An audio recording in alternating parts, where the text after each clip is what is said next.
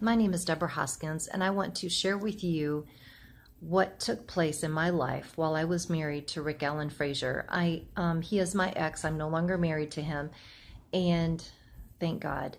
But I also want to let you know that videos that you have seen that my daughter Catherine Alicia Fraizer has put out on Facebook and also on YouTube, that is the absolute truth. You really need to listen to those recordings and grasp what is really captured during the videos and the recordings, and to hear her heart. And at the same time, I want you to hear my heart today. I come to you as the ex-wife of Rick Allen Fraizer, someone who perpetrated himself to be a Bible scholar who wanted to marry a wife, settle down, have kids. It was anything but that. I remember even on our honeymoon night that things were not right. And if I had known then what I know now, I should have just run the other way. But what happened was that I did marry him. We went on our honeymoon. We settled in. We did have kids. And I found out later on during course of events that he was a very high functioning alcoholic. And along with that came someone who was very verbally abusive, physically abusive. I remember even to this day, he would do it. He would pinch me in places that nobody else could see, but yet I knew it. And he was very controlling. He wanted to coach me and tell me what to say to people in certain situations. He didn't want me to have friends outside of the house. He just wanted to control everything I did. And to do that, he would keep me at home. Like, he would give me things that I wanted.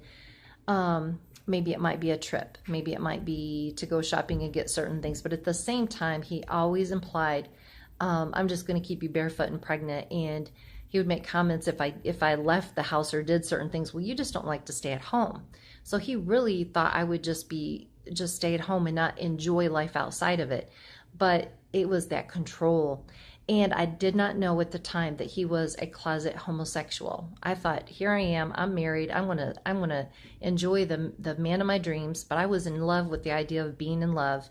And what unfolded was that whenever we would go out on dates, we would have date night, usually on Thursday night. And what would unfold is that if we had a black male waiter, or someone of that nature, I would always feel threatened by them. I wouldn't feel jealous if it was a female, whether they be black or white. But if it was a black male, I would feel threatened, and I had to start searching why. And it was because Rick would flirt with them. He would flirt with them like a male and female would flirt with each other, and have that same kind of thing going back and forth. And Rick always, even early on in our marriage, he wanted to have a foreign exchange student. Well, Debbie, why don't you have a foreign exchange student come and they can help you in the house and do certain things. This was before kids. And then after kids started coming, we have 4 kids, 3 daughters and 1 son. He always wanted to have what's called a male nanny. And I'm newly married, or within the first 5-6 years of marriage. I don't want someone in my house that I have to share not only my husband with, but it was just a breach of privacy. It was an invasion of privacy. And so things started to really change once Rick brought home, it was our oldest daughter's first birthday. Catherine turned 1 year old, and he brought home this man, and I didn't know he was a male stripper. I didn't know at that point in time that he was bisexual. His name was Paris, and Rick met him in Atlanta at the Underground, and he would do certain things for Rick, physical things, but he would also do like maybe ironing a shirt. But at the time, he was also doing sexual favors for Rick, and we have there is proof of that. And so he has actually been a part of Rick's life ever since Katie was born, and 1 year old, and now Katie's 21. So 20 years, solid years. And that is Rick's other lover. I believe that this has been the man that would bring people to Rick to satisfy his sexual urges. And Rick did this all in the disguise of being a Bible scholar of Rhema Bible Training Center, all under the disguise of being a man who was very high on the totem pole for finances at church. He was one of the top givers of 2 different churches. And when I approached them with these concerns, the first church told me, well, we thought Rick had taken care of this. Problem is what they called it. No, actually fetish. They didn't call it a problem. They called it a fetish. And I was dumbfounded. I had no idea of what I had gotten myself into. I did not marry. I did not marry for this at all. And I was clueless going into the marriage that this even existed. And not only did this pastor know about it beforehand, he even participated in officiating our wedding ceremony. I mean, is that not disgusting or what? That is a pastor who did not confront this and didn't even inform the wife. You know what? I was checked out. So I will let you know and rest assured that I did not get a sexual disease from this, but I very well could have. I could have been one of those women who was not lucky enough to escape any AIDS or anything that he may have brought home. But by the grace of God, I did not contract anything during my marriage to this man. And on the flip side, here we had 4 children. So not only is the male lover in the house for a period of time, and it came to a point, oh, I didn't tell you about this. I actually caught Paris and Rick in the guest room together in the same bed. Rick denies it to this day. Paris denies it to this day. I found them myself. And I remember looking at Rick. I was in total shock. No wife ever wants to find her husband in bed with another man. It'd be bad enough to find it with a woman. I looked at him and I said, it's either going to be him or me. I said, I draw a line in the sand today, and it's either you can't have your cake and eat it too. In the course of events, I later found out through our 4 kids, Katie, Hannah, Chloe, and Ricky Andrew, that their father not only was getting satisfied with Paris and other men that would be brought to him while he was traveling across the country under the guise of doing his work, or working his charity, funding his company, his consulting company, he also was molesting his kids at home, and at such a tender age. And you know what? It was one thing for him to do it to men who he brought outside the house or even inside for a period of time, but to do it to his own seed, that I don't have words for that. And the kids have admitted it, and it's also on record. And you know what? These kids have been through so much. Katie is actually with me doing full-time ministry, and the other 3, because Rick has paid the courts off, Rick has paid the police officials off.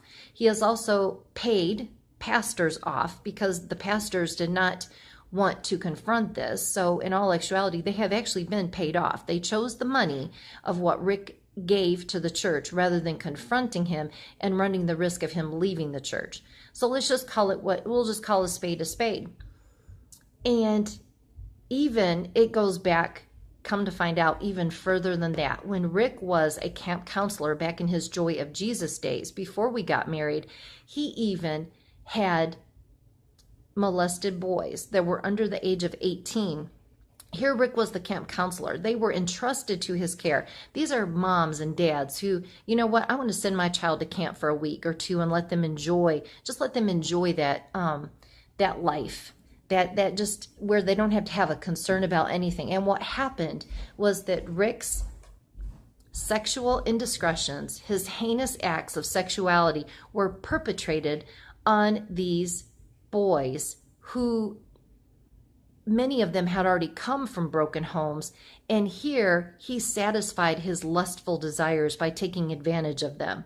So not only did it hurt the marriage, I'm no longer married to him, so I'm glad that I was released from that. I chose to be released from that. The other thing was that he molested his own seed, his own 4 children. But before all of that, when somebody could have spoken up, but they chose not to, whether it be a pastor or even the people at Joy of Jesus who let it go and did not pursue it, they left it to someone else to deal with. And Rick, here it has been a long line of him being able to get away with what he wanted. He even paid off the the guardian ad litem. The attorney for the children was even bought off. The judge was even bought off. And all this is being investigated. It is, yes, he is finally being investigated. After years and years of me presenting this to the proper authorities that I thought would help, it took me coming to be in a different church, which practices kingdom, with Apostle David E. Taylor, to be able to confront this. And that brings up another thing. In spite of all this, if you think that you want to have dealings with Rick Fraizer, just because of this sexual part of him, I would have nothing to do with him. But the other side, remember I mentioned charity funding, and it had to do with his business consulting company? You would not want to have any dealings with him regarding that. He is as underhanded and as shrewd as they come. And he's only in business for himself. It is under the disguise of giving a handout, not a handout, but a hand up to help people. But it's under the disguise of a charity. And you know what? Rick, I believe deep down that he once did want to help people, but really now he's in it all for himself. And at the end of the divorce, I received my judgment of divorce. I received a settlement. I received a good amount. Obviously, I wished it had been more. And my daughter Katie had been healed at the hands of Apostle. The Lord had healed her, but it had been while we were at Joshua Media Ministries International with Apostle David E. Taylor. And I had asked the Lord, I said, what can I do now that she has been healed and we have been brought into wholeness and we're in the process of being healed? What can I do for you, Lord? And what was laid on my heart was to give a certain amount of money. And what resulted because of that, giving it was easy, but it became a court issue, which then Rick Fraizer thought he had the right to bring in Apostle David E. Taylor as a third party to this divorce, which Apostle had no part in this divorce. And what has played out has been Rick, who is actually jealous of this man, of the Apostle, who, because this Apostle epitomizes everything that Rick was supposed to be, but isn't. And also racism. Rick is white and Apostle is black. And Rick, I forgot to mention this, but he is a white supremacist. He is a male chauvinist. He does not respect women at all. He degrades women, actually. And so because of the money that I gave the ministry, Rick thought that he had a right to this money still, which he did not, because I owned it free and clear. And then he went after the ministry, after Apostle David E. Taylor, to get the money back, which he has not succeeded, nor will he succeed.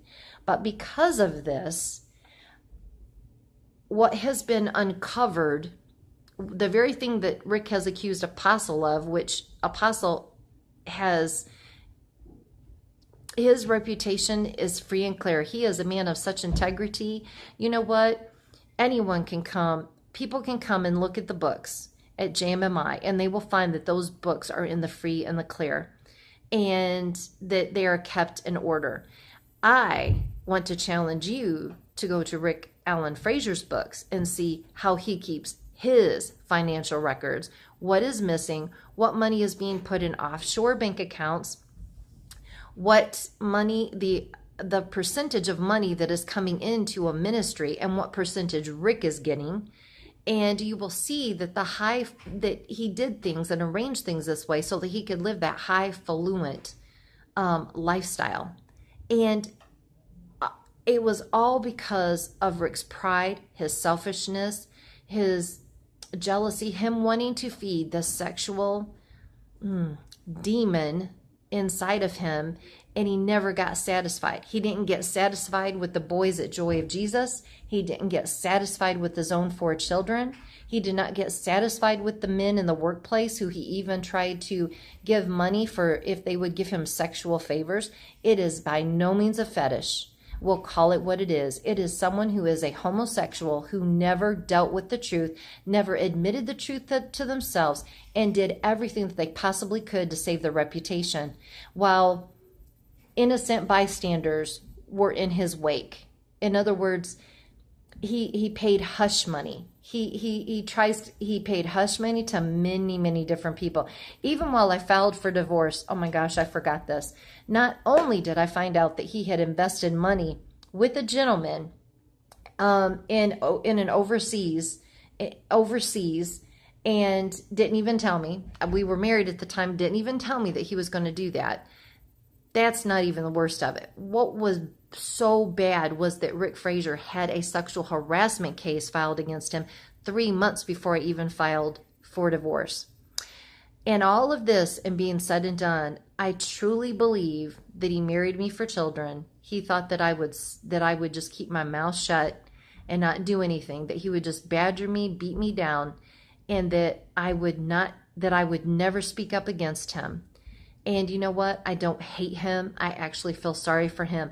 But his day of reckoning has come to where he needs to be held accountable for these heinous acts of perversion against himself, against himself, against others, and even against society. So will you stand with me and hold this man accountable for his acts, whether it be in the sexual arena or whether it be in the financial arena? And you know what? I stood up when other people stayed silent.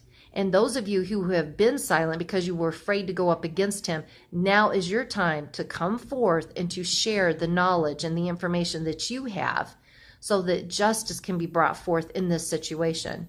If you won't do it for yourself, will you please do it for the three remaining children that are still with him because of a court order that has been in place? And we have the financial proof and the documents and the recordings to back this up. That is not hearsay. It can be backed up, and we have the proof. I thank you for your time.